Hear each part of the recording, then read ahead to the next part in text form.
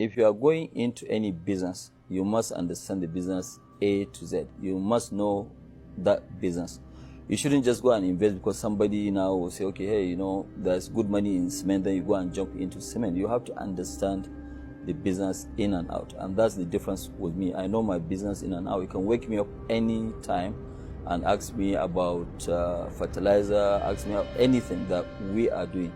And the other one is really to work very hard, and you have to have the tenacity of continuing to, you have some hiccups here and there, but you have to be focused in terms of what you are doing. It's not the end of life if we're taking a downturn, because it's like a graph.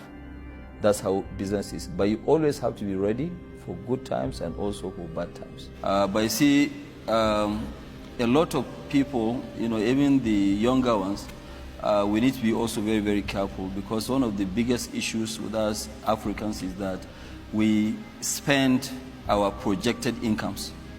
Once you start doing business starts doing well, rather than for you to keep reinvesting into the business, you start spending money and thinking that profit will continue to come. There are ups and downs in business, so you need to be very, very focused and see, okay, fine, what do you do and how do you do those things? So you're not supposed to buy a Porsche car or... No, you are not supposed to do that. You see, because those luxury things, they also take up your time, which will not make you focus on your business. It's like I don't have any holiday home anywhere. Yeah. I don't have a house anywhere, but I know people who are working for me, they have a house in London, but I don't. One thing that I'm very, very proud of is that I did not inherit any money from my father. I built everything from scratch to where I am. What we do as Dangote Group, we use our businesses, like now we're using our current businesses to build the future of the business. Like when we're in sugar, it was the sugar profit that we used in building the cement. Now with this cement, we're building so many things, refinery, fertilizer, petroleum products, and then we're doing also petrochemicals. We're not doing like other Africans where most of the money is in the bank. Right. We don't keep any money in the bank. Whatever we have, we fully invest, and we keep on investing, and that's what we do. The most important thing is the fundamentals of the business. If this business fundamentals are good, if the fundamentals are good, then you go ahead. I can say that 90% of whatever we invested in, we are doing very well. So I think it is where you should invest. Even myself as an African, I cannot invest in every single sector. So I have to be very choosy of where I invest. I think the most sectors to focus is either ICT or agriculture. These are the two promising, this thing that you need to focus on. Countries that I can suggest for people to invest, one of them, of course, Nigeria. My own duty today as a Nigerian, not as Aliko Dangote, is to keep convincing people to come and invest in Nigeria. And I keep telling people that, look, Nigeria is the best kept secret. Ghana is a very good place to invest. Cote d'Ivoire, Kenya is also a very good place to invest. Africa is full of opportunities. Opportunities are enormous. It's not only in oil or in copper or in coal. I mean, there are so many areas. I mean, you look at it today in Africa. In agriculture, you're going to make huge tons of money, because we have 60% of the world's arable land.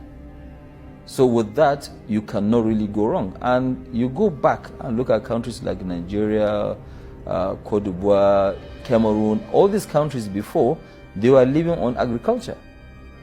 Okay, but unfortunately, oil came in and everybody thought, well, look, we've had enough. Oil is good enough to give us all what we needed. There was no zeal in terms of growing the other various sectors. So people just jump on oil, and even somebody who is just a peasant farmer in the village want to take a bit of, a cut in terms of getting his own oil share. So that's really what destroyed, some of economies. But right now, things are bouncing back. Well, I came from wealthy family. My grandfather was my great-grandfather from my mother's side was actually very, very wealthy, Alassane Tata. And then his son, also Sanusi Tata, whom really raised me up because, I lost my dad at the age of 8.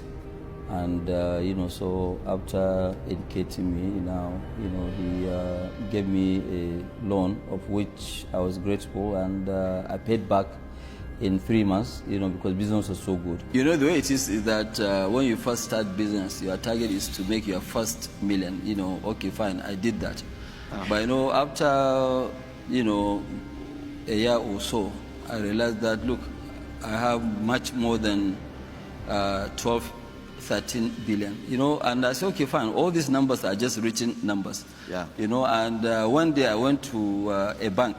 Yeah. At that time there were no restrictions of this, and I wrote a check and cash $10 million, and I took it home. For yourself? For myself, yes. You cashed $10 million from the bank? Yes. Yes, and took it? I put it in the boot of my vehicle, and I went home, and I opened it, and I look at 10 million, I said, that, okay, fine, now I believe I have money.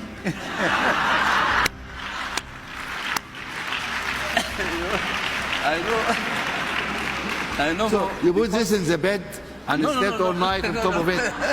You made love to your money. It was in the boot of my car. Yeah. But I bought it, and I went there by myself. I drove myself to the bank. I cashed the money, and I put it in my room, and I look at the money, and I took it back to the bank the next day.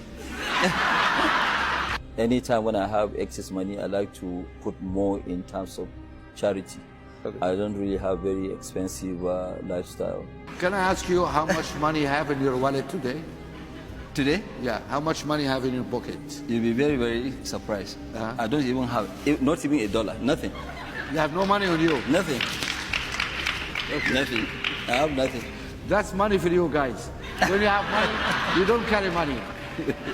My upbringing from my late grandfather really helped me quite a lot. He was a very, very humble person, and sometimes he used to drive himself. And that's what I do now, even on weekends. Right now, once I finish this interview with you, I won't go out with the driver. I'm going to go alone, and I'm going to drive myself. I mean, I feel safe, and really I don't have any issues, with that.